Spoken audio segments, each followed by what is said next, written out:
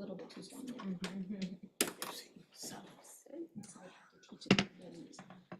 I'd like to call this special study session to order October 21st at 6:34 p.m. And I will, number one, utility rate discussion. I call on Jason Wilson. Thank you, Mayor. And just for the record, all of the council members are present at tonight's meeting. We have two items on tonight's special study session. The first is a discussion regarding the 2025 utility rates. And then the second item is a discussion regarding some utility rate alternatives that we've been looking at for about a year now, and some of them council directed and some staff initiated. So turn over to Mr. Cosa, who will introduce our consultants. Yep, I will introduce Chris Gonzalez. He is here. You may remember him from last year and many times before, but we're really excited to walk through kind of the second part of the second half of the utility rate study that we worked through last year with recommended rates for 2025. And so Chris will be presenting the latest and greatest. Take it away. All right, thank you for having me. So just to give you an idea of what we're talking about, we'll kind of provide some background. I mean, I think most of the utility rate study stuff is more of a recap of what we talked about last year. And then the rate structure alternatives will be some new territory as far as what the kind of work that we've done for the city over the years. We'll also talk about potential impacts of a low income discount program, and then kind of wrap everything up at the end. And as per usual, my last bullet says questions and next steps, but if there are questions along the way, please feel free to stop me and we'll make it more topical that way. Hey, Chris, I'm sorry to stop you. Jeff, I believe we're on the second presentation. Do you have the first one? No, I think this is they're all together. Yeah, I think it's all together. Okay. As far as I know. All right. Sorry. Oh no. Just want to make sure we weren't going down the wrong path to start. Just aggregate background and revenue increases first. And so, as Michael mentioned, the last comprehensive rate and system development chart study we completed last year, and I was here just about a year ago talking to you about that. We focus on financial planning for the water, sewer, and stormwater utilities with the goal of determining the annual revenue adjustments that would be needed to cover each utility's costs. And we developed a 5-year rate strategy at that time, as well as updating the system development charges for all utilities. Just to provide a brief overview of the rate study process, there are really 3 phases of a rate study that can be done in any combination, depending on what your objectives are. Traditionally, we've done the first phase, kind of highlighted in the blue on the chart, the revenue requirement. And this is where we've projected costs and revenues, looked at the capital plan and developed a funding strategy, and then determined the revenue needed to meet all the needs. The second phase, the cost of service analysis, looks at that revenue requirement and how do we allocate that equitably between your various customer classes. So single family homes, businesses, multifamily apartments, and so forth. We did not cover that as part of this study. The third one, designing rates, we were asked to look into some rate structure alternatives based on some objectives that I'll get into in a little while. But this is really saying, once we know what we're recovering from each class, how do we set the fixed and variable charges to recover the targeted amount? And that's really what that phase is about. So just to provide a recap of the water revenue requirement forecast, we had looked at 4% annual rate increases to keep up with inflation, generate cash as needed to support the capital plan. And those increases equated to about $1.80 roughly increase in the monthly bill each year during the plan. For the sewer utility, we had a couple of years of 4.5% increases, including this year and next year, 2025, and then reverting to a pattern of 4% increases. Again, trying to track with inflation and keep up with the general costs. And based on your sewer rates, that amounted to roughly $3.80-ish increase in the bill from year to year. For the stormwater utility, we were looking at 6% rate increases, and this is driven in part to generate cash to fund the capital plan, but also to cover debt payments projected for the latter part of the study period. That was based on debt rates to fund the capital program. And based on the stormwater rate structure that you have in place, that was a little over $1.10 increase in the monthly bill from year to year. And then just to kind of wrap all that up together, we were looking at increases of about $6.50 to $7 in the monthly bill combined for water, sewer, and stormwater. And so it was an increase of averaging, it's a little bit over inflation, particularly for 24 and 25, but heading more towards that long-term inflationary assumption. And the goal is to really stay on top of the needs so that there isn't a big surprise at the end of the, when you don't have the ability to push things out or phase them in. And so just to provide a sense of how you compare to other utilities, at the current 2024 rates, you're sort of at the lower end of the middle of the spectrum, based on the local communities that we've surveyed here. And with the 25 increase, you increase slightly, but you're still, the relative rankings haven't changed. And, assuming that, most of these other utilities will do a rate increase in 2025, I think overall, the city is positioned well, to be within the range that other utilities charge for similar services. Which is really, it's a good question that comes up often. I mean, each utility has its own circumstances, but ultimately, you're providing critical services at an important standard. So before we move on to the alternatives, are there any questions about what I've covered so far? Any questions for him? Any questions for him? No. So we'll talk about water rate structure alternatives first. We have just two alternatives mainly. I mean, one is the status quo, and that basically would say stick to the plan that I presented a few minutes ago and just increase everything 4% across the board. The alternative structure that we've developed for your consideration is we wanted to do a couple of things and take a look at the rate structure and see what kinds of changes made sense. And so for the single family rate structure, we looked at the usage patterns of your single family customers as outlined in detailed customer billing data. And we're trying to figure out, so are these tiers appropriate? And so right now you have a tiered structure where if usage from 0 to 10 CCF, a CCF is about 748 gallons. But basically that would be charged at the tier 1 rate. The next 10 would be charged at the tier 2 rate, and then anything above that would be charged the higher rate. And so what we did is we looked at the usage patterns of single family homes, as I said. And so for that tier 1 rate, typically we recommend using the winter average usage to kind of represent that indoor lifeline usage. And so based on the data that we looked at, we think that should actually be 5 CCF per month, not 10. And then the second tier cutoff, we looked at summer and maximum day demand patterns. And we concluded that 16 CCF per month would be a better indicator of what that second tier would be, indoor and outdoor usage. And then anything above that would fall into the third tier. And so I'll show you on the next slide what that actually looks like. And then the other recommendation, looking at the other rates for classes other than single family, is moving them off of the tiered rate structure altogether. The primary purpose of the tiered structure is to encourage water conservation. But looking at multifamily tenants and businesses that might be in a business park or something, like they're not seeing the bill. It's included in their rent. And then also they typically don't peak as much as single family homes, and like irrigation meters would peak. So there's not that much to shave off, and they don't see the bill. So those are the key reasons why I would say just move them to a uniform rate. So just charge them the same amount per CCF, per unit of water. So as they use more, their bill increases, but it's just at a constant rate instead of the tiers that jump up. And so here, this is kind of showing you what this would look like. The fixed charges we've increased by 4% here, so that those are the same between the two scenarios. And then we look at the single family tiered rates, and so here we've actually, under the alternate scenario, decreased the tier 1 charge, which will make it less expensive for that first 5 CCF. Which, to the extent that you have low income customers that are low water users, that will benefit them.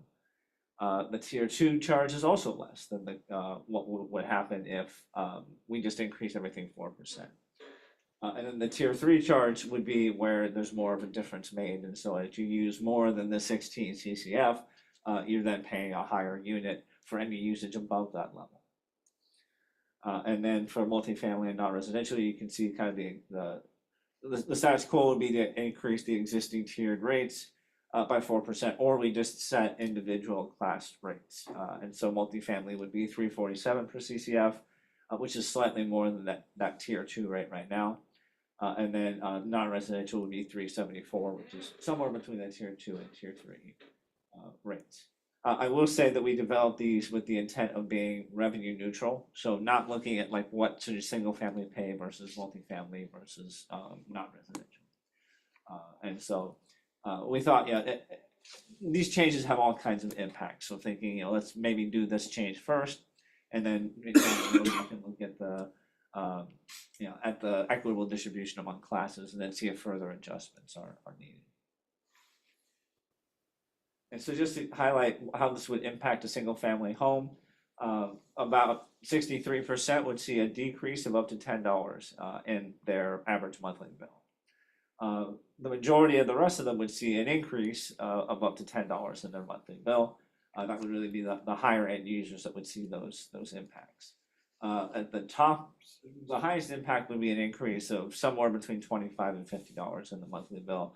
And generally speaking, that would be like the highest users in the system. Looking at multifamily, here the majority of them would actually see a slight increase in the bill within $10, and that is in part because the volume charge is kind of between that tier 2 and tier 3 rate. And so to the extent that you've got an apartment building that uses a fair amount of water, they're going to see a slight increase there. About roughly, I think that's about 9 or 10% would see actually a small decrease. I mean, for the most part, for multifamily in general, the bills tend to be higher because you have a larger meter serving multiple dwelling units. I will say, in looking through the data, there are a fair number of individually metered units, and so they would sort of fall into that sort of plus or minus $10 range for most of them. For commercial, industrial, non-residential, it looks like about 3/4 of those would see an increase based on this structure, and that would be up to $25 on the monthly bill. And again, some of those, I mean, a lot of those are larger meters. And for example, if we go back here to the structure here, so if you're like say a 3-inch meter, you're paying $423 a month for your fixed charge, and then you're paying for your usage on top of that. So on a percentage basis, it's not necessarily dramatic, but it is, in terms of a dollar basis, it is an increase to note. We also, after talking with staff, came up with some sample customers based on the customer billing data. Roughly, we looked at what was the 25th percentile for kind of the low user, the median for the 50th percentile for the kind of the medium user, and then the 75th percentile for the higher user. And we can see for single family, all but the higher users are going to see a savings from this rate structure. For multifamily, they're generally going to see an increase based on those ranges. And then for non-residential, the higher users actually see a benefit because that uniform structure. And again, if we go back to that other rate structure here, if you are a non-residential user using a lot of water, you're paying for most of it at $4 per CCF versus $3.75 in this alternate structure. And so that is one thing to be aware of if we move away from the tier structure. But to the extent that you have large users, I mean, most of their bill is defined by that anyway. And so the tier structure, I mean, if they're already paying for most of their bill at that higher tier rate anyway, it kind of calls the benefit into question of why have a tier structure if most of what they're paying is at that higher rate anyway. Okay, and so then we get onto the sewer rate alternatives, but I'll pause and see if there are any questions about the proposed Any water rate questions? alternative. Councilmember Potato. So about 1/3 of our population is, the single family and, residential. And then 2/3 are the industrial area. How does that, how does it all pencil out in the end? Are we meeting the costs that are needed for each of those? Yeah, so in total, we designed the alternative structure to generate the same amount of revenue. Now, customers within a given class will pay differently Right. for one alternative versus the other, but the overall revenue should be neutral overall. Okay. Anybody else? Go ahead, Andy. Yeah, hey, thanks for your presentation, Chris. Can you tell me if other cities have done this type of a tiered structure and how that feedback has been on that? The tier structures are very common. In fact, the Department of Health requires utilities to, if they don't have an inclining block structure, to look at either that or a seasonal rate structure where the cost per unit of water is higher during the summer, basically with the interest of promoting conservation. But for example, Bonnie Lake, just your neighbor, like they've had a tiered structure. And actually, last year I worked with them to simplify it because they had a multiple tier structure that was higher in the summer months. And then what you had is, customers would see like, a $500 swing in their bill from depending on what time of year it was. And so we were like, okay, so if the tier structure is providing the conservation incentive, we don't need to sort of hammer home the summer differential on top of that. And actually help them stabilize their revenues a bit by sort of backing off on that. And by recalibrating the rates, you can actually, the individual rates can be lower because the amount that applies to each tier is different. So for example, under the alternate structure that we talked about, less usage is in that bottom tier and more is in the higher tier. And so that's why in aggregate, to generate the same amount of revenue, we can make some of those rates lower. But yeah, I mean, I would say tiered rates are very common. I would say most often I see 2 or 3 tiers, kind of like you have. I think beyond that, it starts to get more complicated than it might be worth. And of course, if you have less than 2 tiers, then you just have a uniform rate, which happens in some places. But for single family, they're less common these days, just because the state generally wants you to encourage water conservation. And you have your own reasons for doing that, because then you don't have to buy water from other places or drill more wells or things like that. Okay, and just for the sake of argument, because I'm not sure if this is the right answer, but I just wanted to throw it. So it looks like on this summary, the impacts slide that you had right before this, the one you're on, but it shows, it seems like we're incentivizing single family. They're getting mostly a break if they're conserving. Multifamily, which is apartment dwellers, are going to mostly end up paying more because I think most of them landlords pass it off onto their tenants. And then businesses who are maybe high users are getting an incentive as well. So I'm just, is that intentional, or is that something that cities, we can change and have comments on and make adjustments, or is that something I just feel like that? I'm just trying to think about the incentives we're providing to different population groups in summer, because we do have a high percentage of multifamily, and if rents go up, then we're obviously increasing the cost of housing on that specific population. So I just was curious on that. Yeah, so I think one way that we could do that is by looking at how the costs are allocated among the classes. It is a more complex analysis that we can do. I think the key variable would be irrigation, and how do we handle irrigation.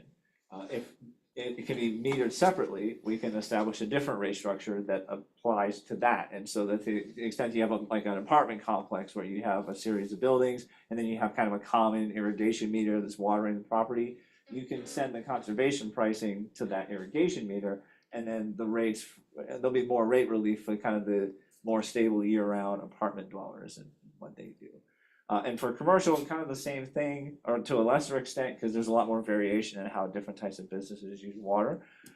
But if you can separately meter that irrigation, that generally means that you can recover less from the other meters, the commercial. Like if you're looking at an office building that's using the system not unlike a typical residence. I mean, you have like bathrooms and kitchen facilities, in an office building or something. And so, that would be fairly similar. Obviously, the businesses that use more water, like restaurants, they would pay through the rate structure, through the volume charges, and they would pay that way. But yeah, I mean, and there are different ways we can tweak the rate structures as well. I mean, for simplicity, we kept, we limited the number of variables in terms of like how are we recovering costs from each class. But we could, play with that. We could do different things with the tiers. It just depends on what the objectives are. And rate making, there's science involved. I mean, we need to figure out how much money to recover. And if we get into other analysis, we're looking at like, well, what are fire flow requirements for each class, and how does each class peak and things like that. But there's also art to it, and what are the council's objectives, and then we can tweak the rate structure based on that. Okay, if you can indulge me one more question. Thank you very much. I appreciate your answer. And I'm asking mostly because I really feel like utility costs affect people in fixed incomes, and I think there's certain people that struggle with that. So I really appreciate that. But I know for the most part with people getting irrigation meters, the disincentive is it costs $5 or $6 or $10,000 to get the irrigation meter. Is there any other cities, and I'm asking this because I'm assuming you look at a lot of different cities that offer incentives for people to get an irrigation meter that would allow people like in certain groups to get the things, or is that because that's kind of the reason why I think people don't get them? Yeah. So I think in terms of like actual development, like moving forward, I mean, you could actually adopt code to say that you will separately meter irrigation. I mean, there are some utilities that do that. That won't address the existing customers, but over time, as they have to replace their meters, that would be the time where you would install an irrigation meter. I think the key incentive to meter irrigation separately is to avoid sewer charges. And I mean, right now there's the winter averaging thing, and we'll get into that when we talk about the sewer rates. But particularly for like multifamily and commercial, being charged sewer charges on the volume, that's a fair amount of money. And if you can separately meter the irrigation, you can move away from winter averaging for those customers altogether because they don't peak all that much. So you could say, okay, multifamily and commercial, we're going to bill you sewer volume charges based on your actual water consumption, and then we don't put sewer charges on the irrigation use. And in practice, to the extent that those structures exist, which they are common, I mean, that's the incentive, like avoiding the sewer charges where you're like, $8-9 a CCF for all your water usage. If you're a business, I mean, it adds up over time. Thank you. I appreciate it. Anybody else? No? Anybody down here? Okay, we'll move on to sewer rate alternatives. And so similarly to what we did for the water rate structure, the status quo would be to just stick with the plan, and the 2025 rates are 4.5% higher than the 2024 rates. And so then we have a couple of alternatives that are similar, but just a little bit different. In both of the alternatives, we recalibrate the multifamily fixed charge. So right now, the existing structure charges, applies sewer volume charges to single family usage above 5 CCF per month. And then for multifamily, it's above 4 CCF per dwelling unit per month. And so that effectively establishes the multifamily unit is being treated as 80% of a single family dwelling. And that's within the common range of what we see in the industry. But right now, the current multifamily fixed charge is like roughly 85% of the single family charge. And so I think over time, it might have been set to 80%, and then with rounding and as we do increases over the years, it might have drifted. So this is just recalibrating it and bringing it back on target. In alternative one, we look at adjusting the winter averaging period. So right now, it's basically water usage from November to May, and then that is for average to determine the basis for your sewer bill. So, if you use an average of 6 CCF per month from November to May, then your volume charges for 1 CCF because 5 CCF is included in the base charge. The problem with that is, I mean, to the extent that there's bi-monthly billing, there's an odd number of months and it doesn't really coincide. And also, the city of Bonnie Lake, to the extent that, I mean, there are certain Bonnie Lake customers that the city provides service to, and they have to get usage data from the city of Bonnie Lake. So they're trying to translate the data that Bonnie Lake provides into that, even number of billing periods. And so there's a complexity there. And this, what we're proposing in that alternative is we take May off of the winter averaging period and just go November to April. And And that would simplify that administrative process. And then for the outside city customers that are served by Bonnie Lake, that alternative one looks at a flat rate for them to eliminate the administrative burden of having to coordinate with Bonnie Lake to get the usage data. And so that's alternative one. Alternative two looks at a flat residential rate for everybody. So that's the key difference. So all residential inside or outside would pay a flat rate. And that would eliminate the winter averaging complexity altogether. And so this will show you what that looks like. The status quo, I mean, there's a fixed charge for inside city, single family and non-residential. They pay $68.18 for 2025 based on that 4.5% increase. And then multifamily would pay 80% of that, or $58.15 per dwelling unit.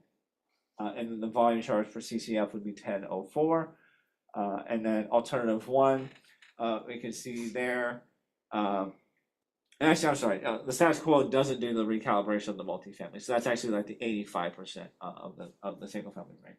The alternative one fixes that relationship. So multifamily, the base rate's 80%, and then based on the revised usage by changing the winter averaging period, we've got $9.95 would be the volume charge, and because we're charging more usage. Then the charge per unit can be lower. And then actually the table there shows the outside city rate, so that'd be $98.81 per month, and that would apply to the outside city Bonnie Lake customers regardless of their usage. And then alternative two, that one is similar but moves all the residential inside and outside city to a flat rate. That'd be $104.35 per month. Any questions before he moves on, I know that was a lot. you guys? No? Okay. And so here, this shows the overall impact of the sewer rate alternative. So if we look at alternative one and do the adjusted winter average, roughly 3/4 of the single family homes would see an increase in their sewer bill. And most of them, it would be $10 or less in their monthly bill. And then the remaining roughly 26% would see a decrease. And those would be the ones that use less water, predictably. And then the second alternative would be all residential on a flat rate. And so that one, we would see kind of a similar distribution, but there'd be a greater number of customers that would see a slightly larger increase between $10 and $25 in their monthly bill. And then overall, we would see a similar percentage, I think roughly 16, actually, let me see. So roughly about 24-ish% would see a decrease under that alternative. And so part of it was just going from a tier structure, a sewer rate structure that was based on water consumption to then saying, here's a single family revenue requirement, and we just divide it out to a flat rate per unit. So there's some shuffling that happens in that scenario because of that. For multifamily, the impacts are sort of all over the board, but I mean, actually more multifamily users would see a decrease under this structure, and this is in large part due to recalibrating that base charge. What we find is that to the extent that you have multifamily buildings with multiple dwelling units, that base charge really defines most of their bill. And so by reducing that base charge, it actually provides them some relief to offset the increase on the water side, coincidentally.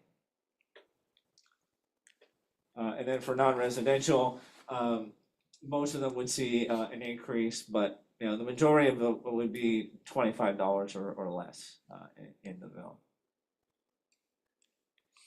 And then similarly, we did kind of a low, medium, and high profile for each class. Single family, I mean, the differences are fairly small. I mean, you're looking at a low user at the high end, about a 93-cent increase in their monthly bill. Multifamily, the average multifamily account would save several dollars on a monthly bill. And then for non-residential, it depends on the usage level. But because we have more billable usage, the rate per CCF can go down. Go ahead, Barbara. So I don't quite understand the outside city rate, and it sounds like that they're maybe serviced by Bonnie Lake, but we're providing this service. I mean, So I think, and I'm sure there are people more qualified than me to talk about this, but my understanding is the logistical arrangement is there are customers that receive water from the city of Bonnie Lake, but it makes more sense for Sumner to provide their sewer just given the topography and Right. the fact that sewage runs best downhill and things like that. And we get it anyway. Yeah. So I'm just surprised that Bonnie Lake doesn't build them totally. And so a good example of this is if you go up Forest Canyon, right, all that new development Okay. on the left going up the hill. It would not make sense for Bonnie Lake to provide them sewer because they'd have to pump it up into Uphill. their system and then back down. So we get their sewer and we charge them and we bill them for that. And then they get their water from Bonnie Lake because that's higher than our tanks.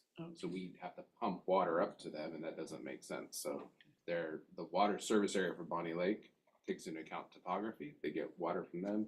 Bonnie Lake right now then sends us that use data that we then turn around and bill sewer for. Okay. The challenge is, like Chris mentioned, they don't always line up well. We also have other challenges if people don't pay their water bill to Bonnie Lake. Or they don't pay us their sewer bill. There's a whole bunch of So, interesting things that happen up there. okay. It's too complex, really. But anyway, at least that helps explain why you're dealing with the two cities. Anybody else have a question? Or comment? Greg? You're good? All right.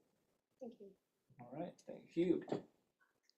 And so then, I'm sorry, before we go on to this, because we just threw a lot of information at you, and I think it's important to know what is the ask tonight.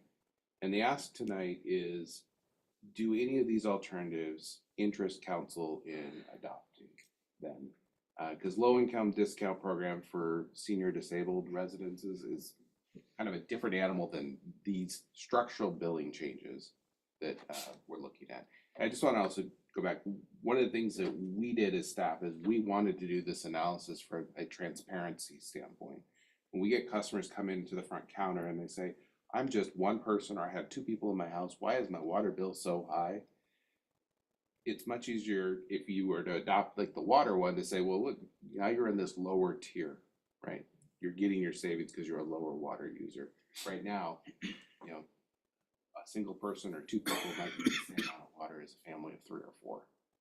They're in that same tier. So that was one of the reasons why staff wanted to do this analysis and bring you some options to look at. And to be clear, you could adopt none of these, status quo, or you could adopt water and not sewer, or sewer, not water. It's kind of an a la carte menu.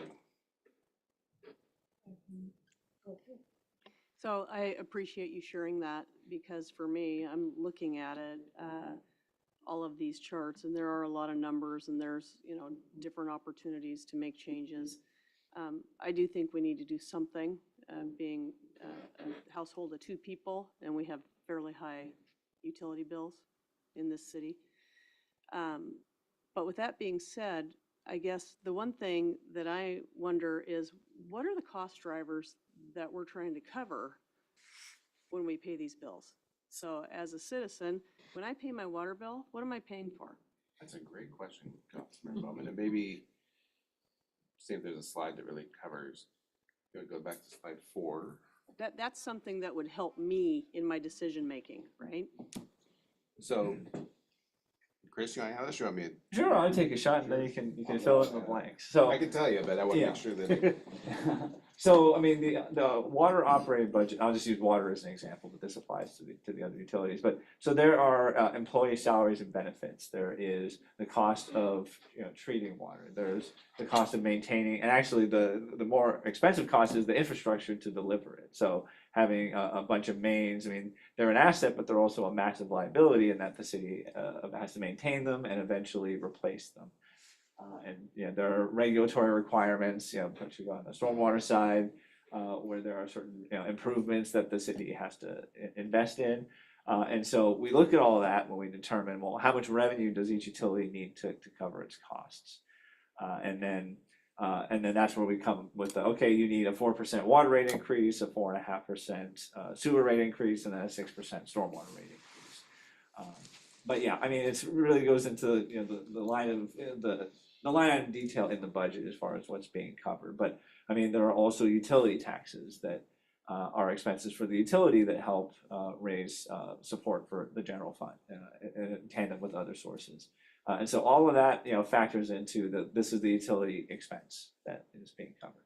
One thing I'll just kind of add on here, debt service is also included in here, and we are assuming some debt in all three of our utilities. You have the operations facility. You also have water. You have some water right costs that may include some debt issuance. The last thing is when we look at capital projects, these are things that are not paid for by development, right? If a new development comes in, they have to extend a water main, they're paying for that. So this is, like Chris said, it's the ordinary ongoing maintenance. They have a lifespan, you have to replace water mains at a certain point. So we do a capital program that goes out anywhere from 15 to 20 years, depending on the projects. And we're able to move those capital projects around because there's only so much revenue available for capital. You can't do everything at once.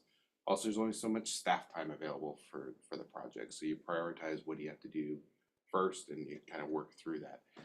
I know we've been dealing with a storm issue in one of our established neighborhoods. Yeah, it's on the plan in 2035. That's how far out we're thinking about some of these things. And the problem is, we're doing our best guess of what that cost is for that project, but as we get closer, we'll know more about what that project costs, and we'll be able to move it around to make sure that we fit within a reasonable amount of capital needs that are available in our fund, each fund. So if I were to summarize it, really, it's just the cost of doing business. And Simple way, yes. Yeah. I mean, everything has a cost, right, of doing business. And then am I appropriate in my assumption that the economy has an impact on the cost as well? So it would, in some ways, you could think of it as if you're going to the grocery store buying groceries.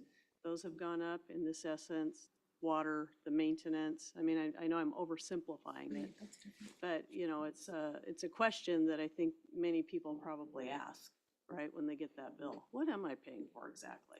So I appreciate you guys answering that. Thank you. And that is a great way of thinking about it. I apologize for not starting with that myself.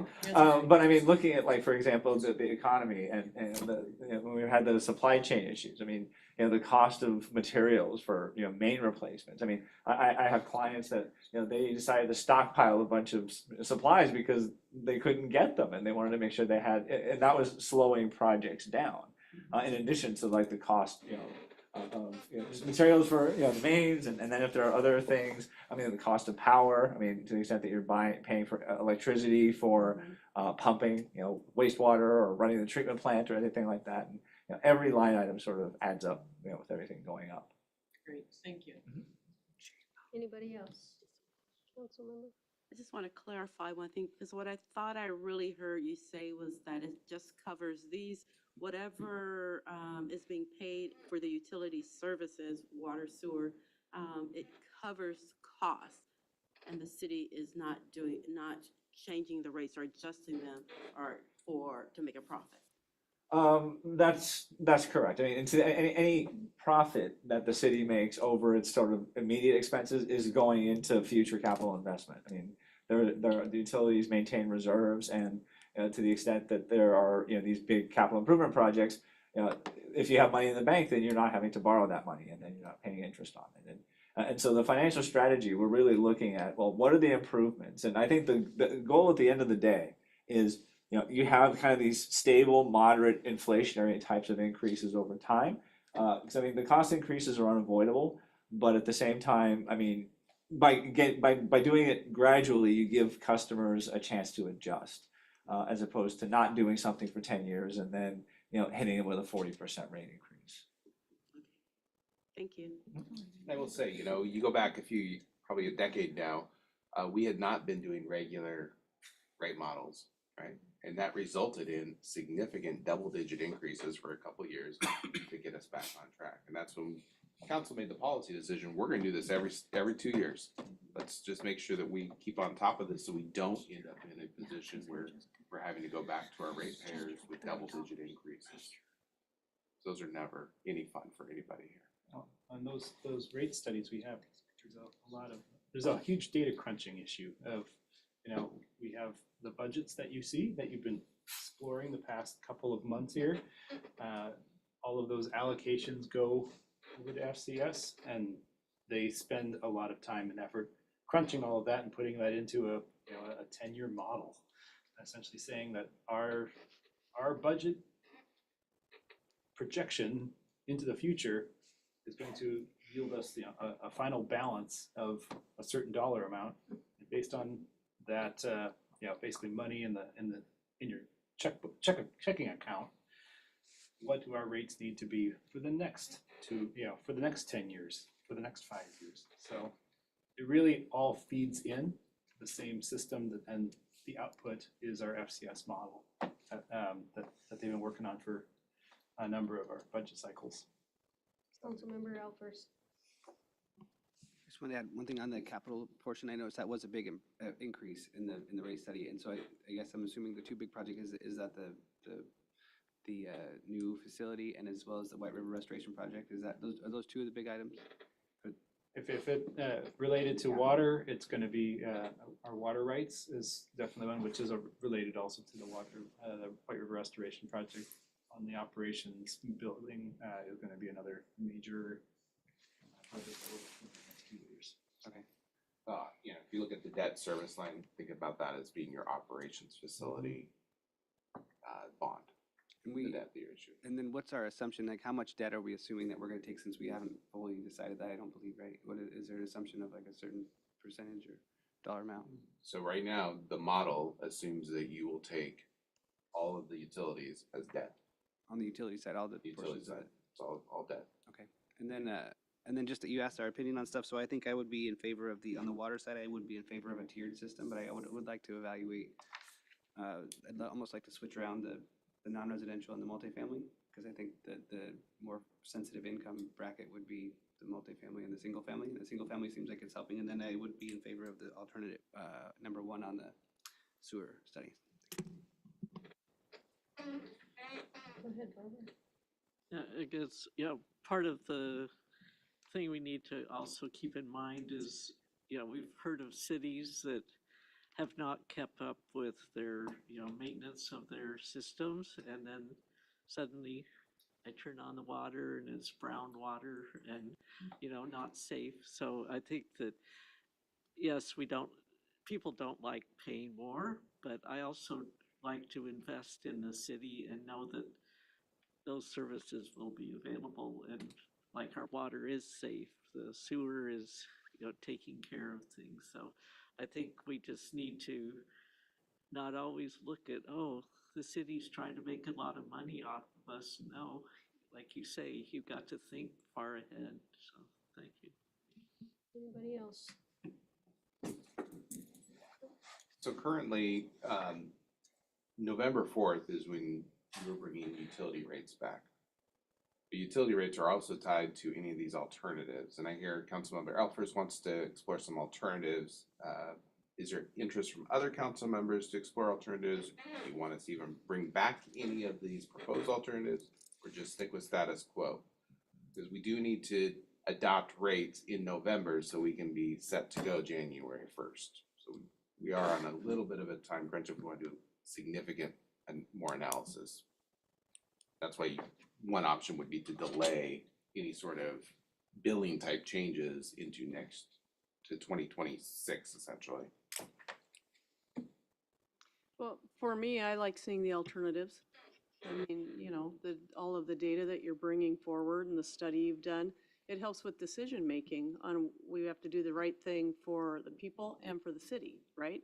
Because if you don't think of both, I mean, I don't want to go turn on my faucet and not have water. So, I mean, that's just, again, a simplistic view. And it's really nobody's fault that we live in the third most expensive state out of 50. You know, here we are. So we choose to live here, so we gotta pay to live here. I mean, that's just the way it is. It's nobody's fault. But I like seeing the alternatives. I know it's not the same, but I'm curious to see what we have here around low income and a discount program, you know, to me. I'm interested in that because we have the people in our community that could probably, you know, utilize that.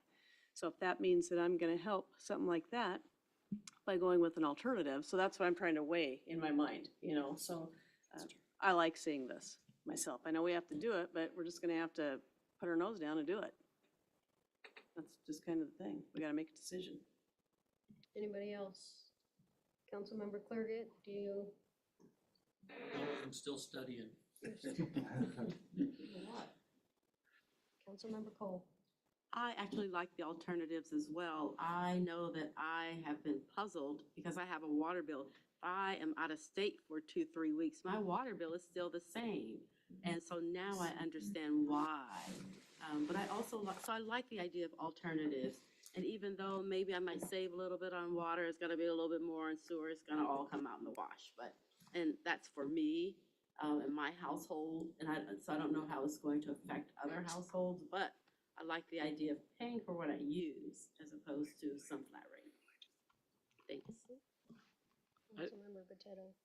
I'd go with the tiered rate, you know, especially because I think that captures a lot of the low users, and those are probably the low income that are more likely to use less water. I mean, that's just an assumption that may not be true, but, you know, I would think that if you're in a single family home, you're not going to probably, you know, and most likely you're in a rental, so I think that I'd go with the tiered system. Councilmember Ranky. I'd be in favor of the tiered system also and the alternatives. One, I think is, but I'm not sure as far as water and sewer, if to do both of them or and storm, but I'm interested in looking at the alternatives, and alternative one sounds the best for me as far as being equitable for everybody.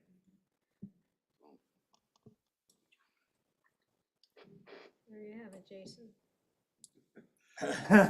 He says, really?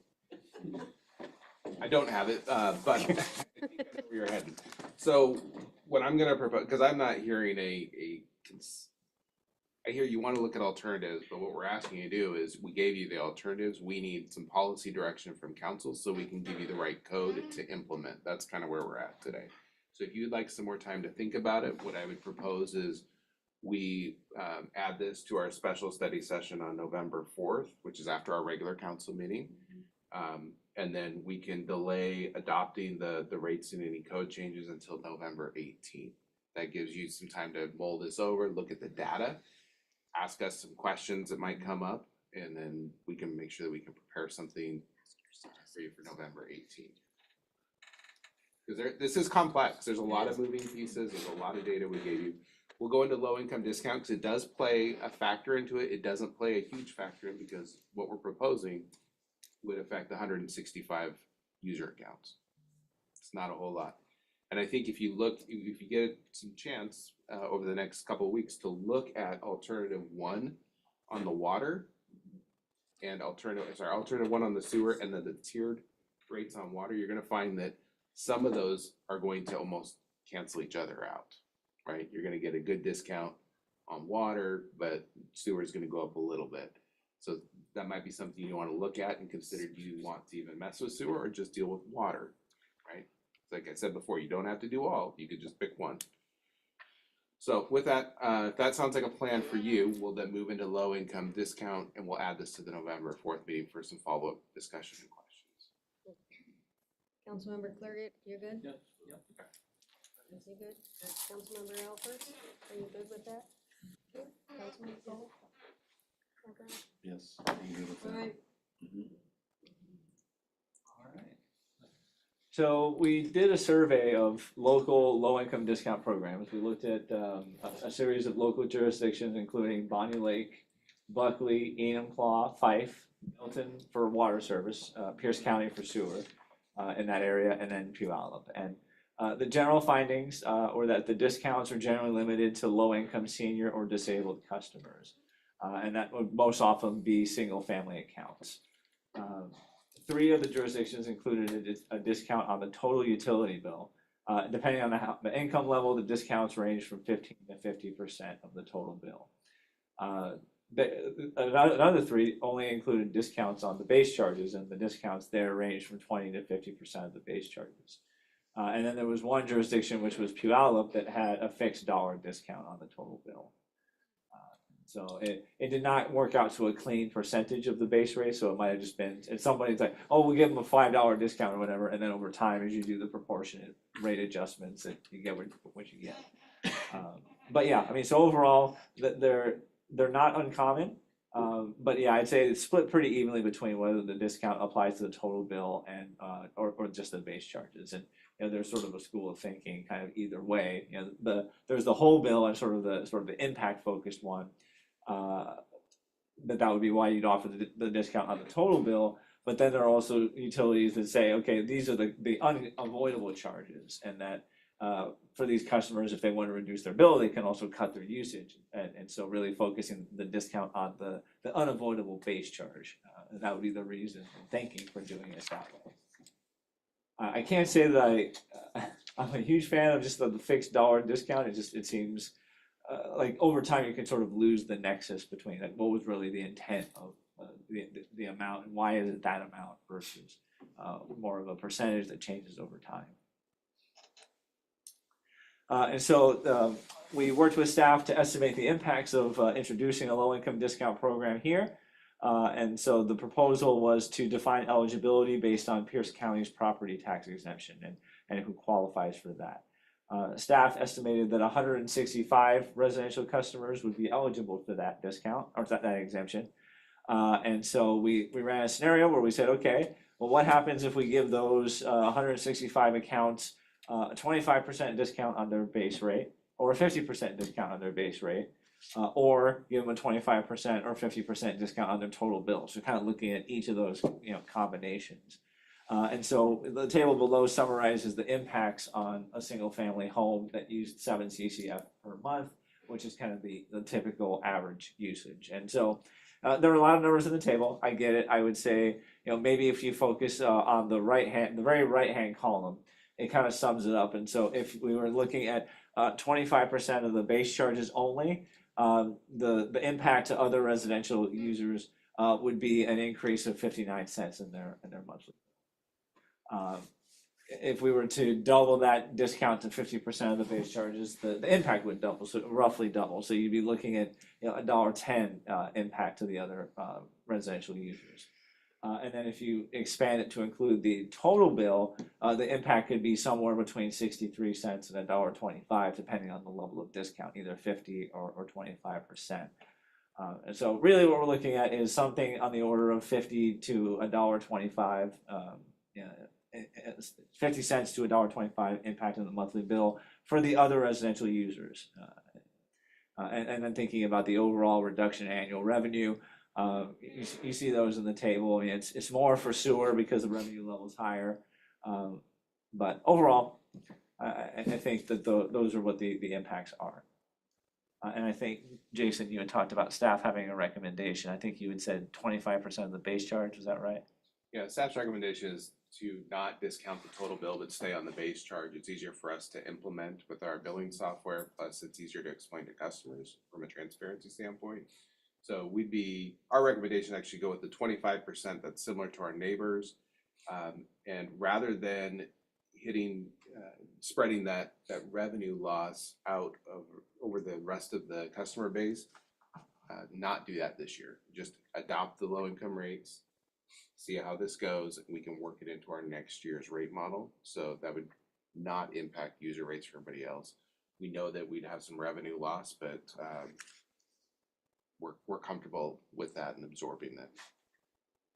Yeah, I mean, I would say just really quickly, just to tie on to that, is this also assumes that all 165 of these accounts are on this discount program. And if, you know, the city is going to roll it out and say you need to apply for this or demonstrate that, there's not necessarily going to be a high level of participation, especially up front.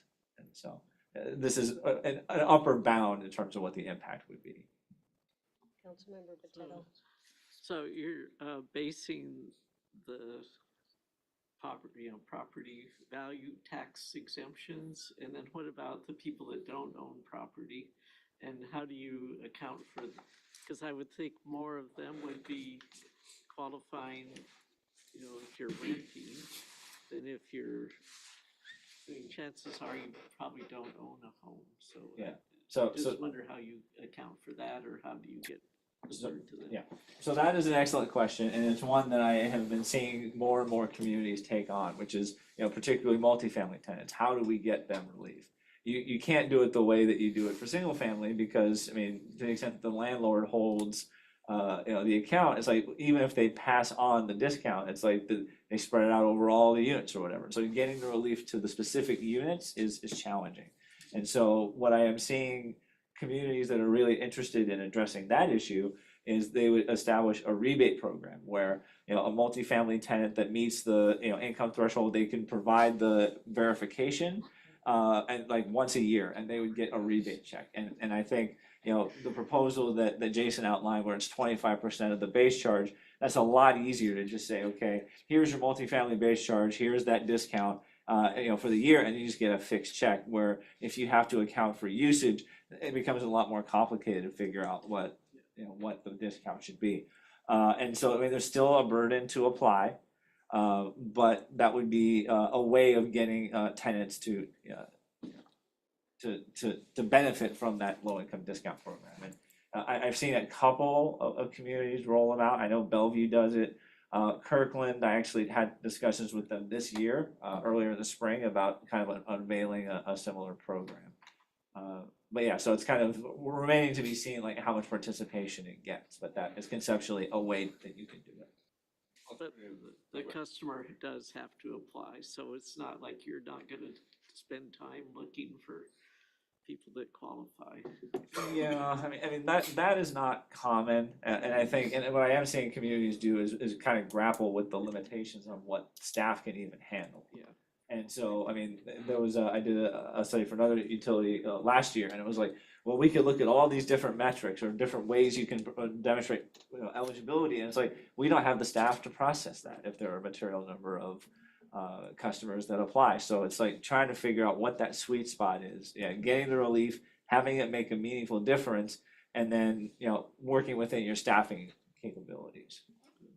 One of the challenges that we had during the pandemic when we were trying to administer CARES funds for utility assistance was there was people that definitely needed the assistance, but would not fill out the paperwork, even at the counters. It was a one-page, yes, I've been affected by the pandemic, and sign it. So sometimes just any barrier to getting a discount makes it difficult. There's two things we've considered. Number one, we can get the list of properties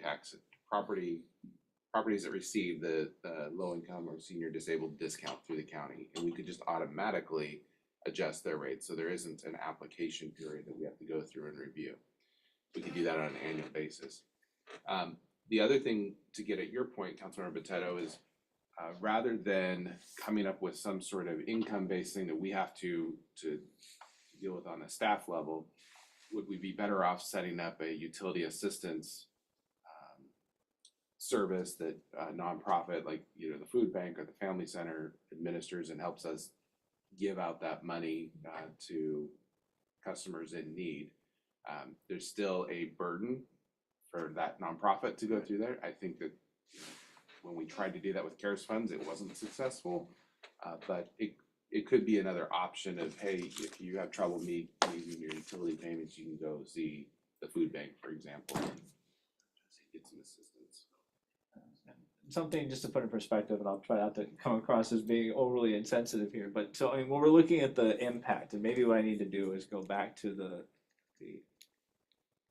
sample bill comparison that we had earlier here, or the this one right here.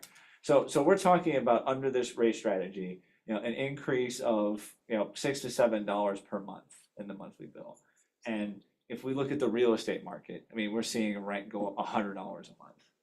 And so it's like, this is one marble on the back of a crushing load.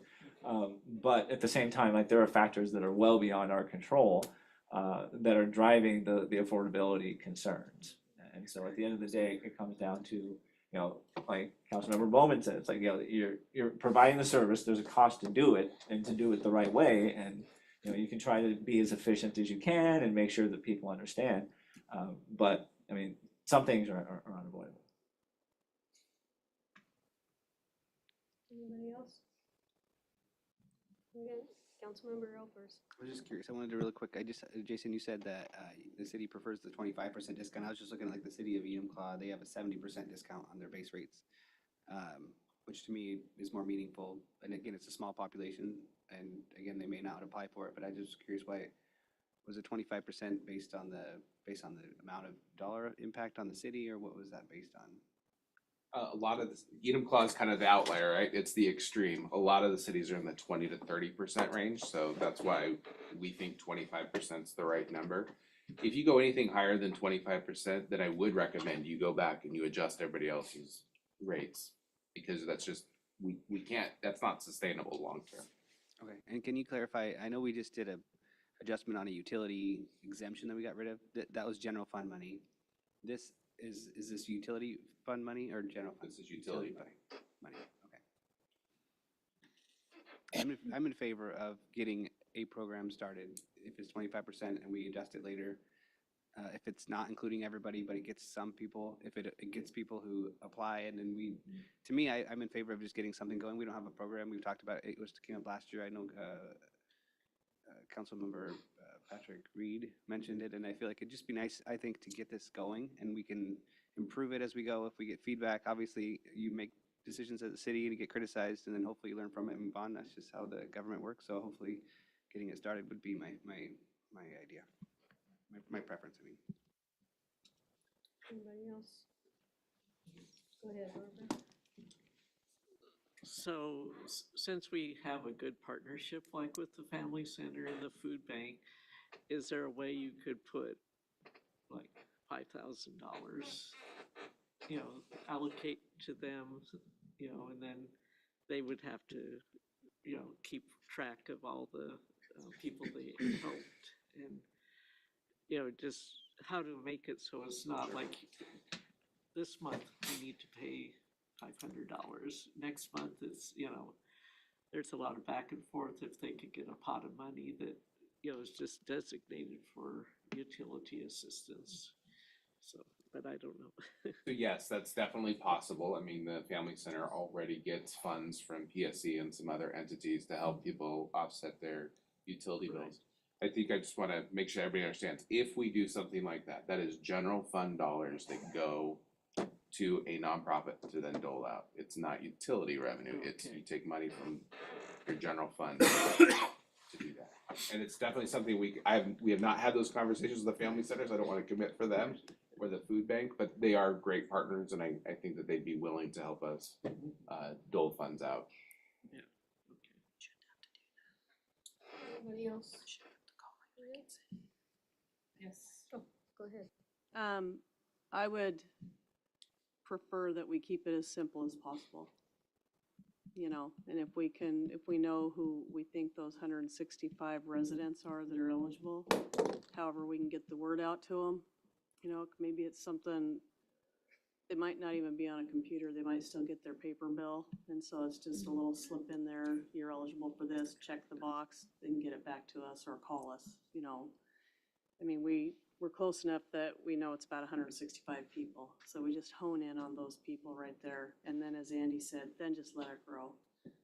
I wouldn't want to take money out of the general fund for that. I think it needs to stick within the realm of what would be paying for itself anyway. That's just my opinion, but I think you've got a great start. You guys have done some great work, so, and I appreciate that you put this in here, because I know, it's something that we've been talking about, so I appreciate that. Good. All good.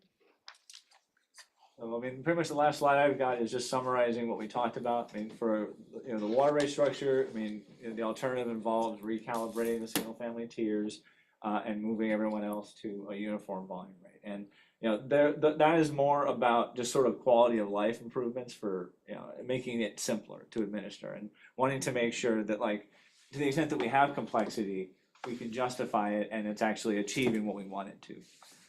So that's really the motivation. It's not like if it's something that needed to be put off so we could look at more alternatives, I mean, that's fine. But I mean, that's really the thought behind is taking kind of a fresh look at the rate structure and say, how can we improve this? That's really kind of what went into that. The sewer rate alternatives, we have a couple of things. I think it makes sense to recalibrate the multifamily base charge. And then the question becomes, do we want to keep the winter averaging for inside city, or do we want to move everybody to all residential customers to a flat rate? And so those are the two alternatives there. And then the discount program impacts, just to sum it up really quickly, we looked at different levels potentially, and the impact on an average single family bill would range from 59 cents to $1.25, based on the estimated impacts of having 165 people on that program. So that is the end of my formal presentation, and we've been talking along the way, but I'm happy to address anything else that is on your minds. Any other questions?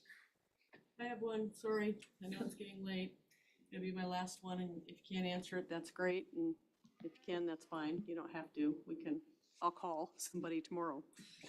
So what are the needs? What are the financial needs? What do the financial needs suggest we do? No, we can answer that.